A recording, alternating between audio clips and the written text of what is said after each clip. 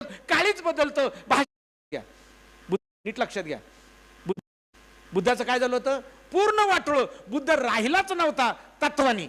आणि म्हणून बाबासाहेबांनी हा धम्म घेण्यापूर्वी आणि देण्यापूर्वी सगळ्यात मोठी काळजी घेतली बाबासाहेबांनी पहिली एक गोष्ट महत्वाची केली की हे पहा म्हणले, मी धम्म देताना आणि घेताना मी लिहिलेल्या 22 प्रतिज्ञा मी ग्रहण करणार आहे आणि देणार आहे.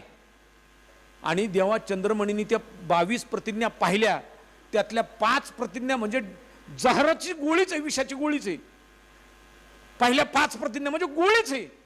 अशी गोळी, हायर अँटीबायोटिक. किती गोळी घेतला ताप आलाच पाहिजे, आणि ताप आला का दुसऱ्या दिवशी नीट झालंच पाहिजे, अशी गोळी. तर पहिल्या 5 प्रतिज्ञा बघा तुम्ही, आता आपण वाचणार आहोत. पहिल्या 5 प्रतिज्ञेमध्ये बाबासाहेबांनी काय केलंय हे लक्षात घ्या.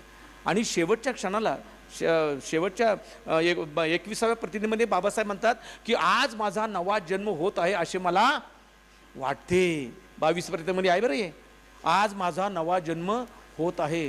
तुम्ही कधी विचार केला का? जे बाबासाहेब पुनर्जन्माला मानत नाही, जे बाबासाहेब ते कर्मकांडाला मानत नाही, तो बाप आपला असा का म्हणावा?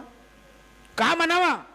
त्याचं कारण हे आहे की जर तुम्ही म्हणता दुसरा जन्म आहे तर आम्हाला माहित नाही, पण माझा आज नवा जन्म आहे, कारण मी आता बुद्धाकडे आलेलो आहे. कोणाकडे आलोय? बुद्धाकडे आलोय. आणि बुद्धाकडे गेल्याच्या नंतर माणसांचा नवीन जन्म असतो. तो विचाराचा असतो, तो मेंदूचा असतो, तो हृदयाचा असतो, तो काळजाचा असतो. कारण बुद्धाकडे आल्याच्या नंतर मेंदू बदलतो, काळीच बदलतं, भाषा बदलती, वागणं बदलतं बुद्धाकडे आल्याच्या नंतर. म्हणून बाबासाहेबांनी पहिली काळजी ही घेतली.